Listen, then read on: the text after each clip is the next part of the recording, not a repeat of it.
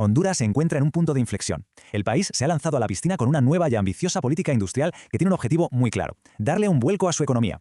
Así que vamos a meternos de lleno en este plan para ver qué busca resolver, quiénes están detrás y sobre todo cuál es la hoja de ruta que proponen para construir un futuro más próspero. Vamos a ello. Pero bueno, para entender bien la magnitud de este plan, primero hay que poner las cosas en contexto. Y el punto de partida de Honduras es sólido, ¿eh? Hablamos de un país con muchísimos recursos naturales, una biodiversidad increíble y sobre todo un espíritu emprendedor que no para de crecer. O sea que el potencial está ahí, a la espera. El reto es superar ciertos desafíos para poder liberarlo del todo. Y es aquí, claro, donde los números empiezan a hablar. Porque a pesar de que ha habido crecimiento, el país se enfrenta a problemas de base, problemas estructurales que han puesto el freno a su desarrollo. Y entender estas cifras es fundamental para pillar la urgencia que hay detrás de esta nueva política. A ver, quedémonos con este número, $2.527. Este fue el PIB per cápita en 2023. Y aunque la economía ha crecido de media un 3,2% en la última década, este número nos cuenta una historia muy clara. Ese crecimiento no ha llegado a todo el mundo, no se ha traducido en bienestar general. De hecho, es una de las rentas per cápita más bajas de la región, una señal inequívoca de que hace falta un cambio de estrategia.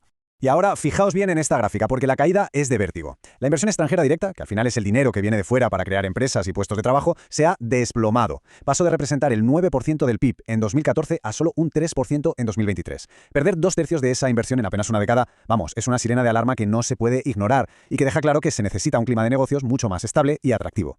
Y si le metemos la lupa a la industria, ¿qué nos encontramos? Pues otro de los grandes retos. Como se ve en el gráfico, la gran mayoría del sector manufacturero de Honduras se basa en productos de baja tecnología o en explotar recursos naturales. Claro, esto al final es como querer competir en la Fórmula 1 con un coche de calle. Limita muchísimo la capacidad del país para competir a nivel mundial y para crear empleos de más calidad y mejor pagados. La clave, por tanto, está clarísima. Hay que diversificar y, sobre todo, sofisticar. Y para rematar, hablemos de innovación. En el Índice Global de Innovación de 2023, Honduras está en el puesto 116. Si lo comparamos con sus vecinos como Costa Rica o El Salvador, o ya no digamos con un competidor como Vietnam, que está en el puesto 46, la diferencia es abismal.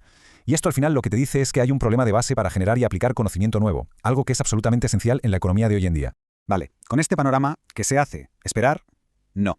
La respuesta ha sido actuar. Y la herramienta que se ha elegido es una política industrial nueva, pensada para ser moderna, colaborativa y, sobre todo, con la vista puesta en el futuro. Pero a ver, ¿qué es eso de una política industrial? ¿Suena complicado? Pues en realidad es más sencillo de lo que parece. Es básicamente un plan estratégico. Un esfuerzo conjunto del gobierno y del sector privado para ponerse de acuerdo y empujar a los sectores económicos que tienen más futuro. Y ojo, que aquí no se trata de que el Estado lo controle todo, para nada. La idea es coordinar, facilitar y fomentar la producción. Y los objetivos que se marcan van directos a la yugular de los problemas que acabamos de ver. Primero, ser más productivos. Segundo, y muy importante, crear más empleos que sean formales y estén mejor pagados. Tercero, diversificar la economía, dejar de depender de 2 o 3 cosas y apostar por sectores de más valor. Y por último, hacer que el país aguante mejor los golpes que vengan de fuera, ya sean crisis económicas o desastres climáticos. Claro, aquí llega la pregunta del millón. ¿Por qué esta vez va a ser diferente? Si ya ha habido otros intentos antes. Pues la clave, dicen los que están detrás de esto, está en el enfoque. La idea no es crear otro informe de esos que acaban guardados en un cajón, sino empezar un proceso que no pare. Un proceso de colaboración continua que vaya fortaleciendo las instituciones a largo plazo. Y este proceso, este cambio de enfoque, se sustenta en algo fundamental, una alianza de actores clave. Esto no es un esfuerzo del gobierno en solitario, es una alianza estratégica que incluye tanto a la gente del país como a socios internacionales.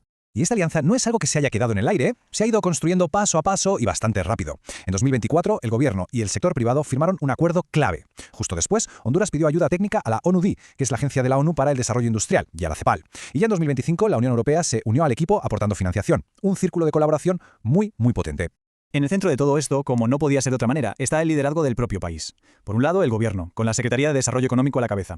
Y por otro, el sector privado, con la Asociación Nacional de Industriales y el COEP. Son las dos caras de la misma moneda, ¿no? El marco legal y la visión de país por un lado, y el conocimiento de la calle, del día a día de las empresas por el otro. Pero este esfuerzo nacional no está solo. Y eso es importantísimo. Cuenta con el apoyo de socios internacionales de primer nivel. La ONUDI, la Organización de las Naciones Unidas para el Desarrollo Industrial, trae toda la experiencia técnica y la metodología que ha funcionado en otros sitios.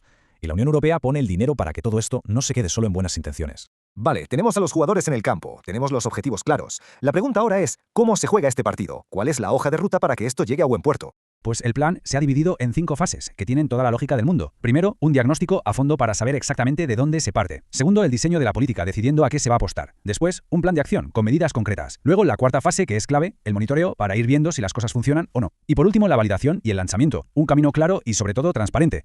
Pero al final, más allá de los datos, de los planes y de las fases, lo que de verdad mueve todo esto es una visión. Una visión compartida para construir un futuro distinto para Honduras, un futuro que aproveche al máximo las fortalezas que el país ya tiene.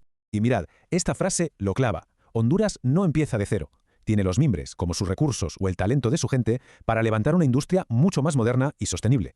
La estrategia no es inventar la rueda, sino coger lo que ya funciona, lo que ya es bueno, y llevarlo al siguiente nivel. Y es aquí donde se ve perfectamente por qué esta alianza tiene tanto sentido. Las fortalezas de cada uno se complementan. El sector público pone el marco legal, la capacidad de convocar a todo el mundo. Y el sector privado pone la experiencia, los equipos técnicos y esa visión a largo plazo. Al final, es como un puzzle donde cada pieza encaja a la perfección. Juntos, son mucho más fuertes que por separado. Así que, resumiendo, tenemos una alianza potente, un plan bien definido y una visión de futuro. Los cimientos, desde luego, parecen sólidos. La gran pregunta, la que queda en el aire es, ¿será esta la hoja de ruta que de verdad consiga transformar la economía de Honduras? Solo el tiempo dirá, pero, sobre todo, lo dirá la ejecución. El día a día.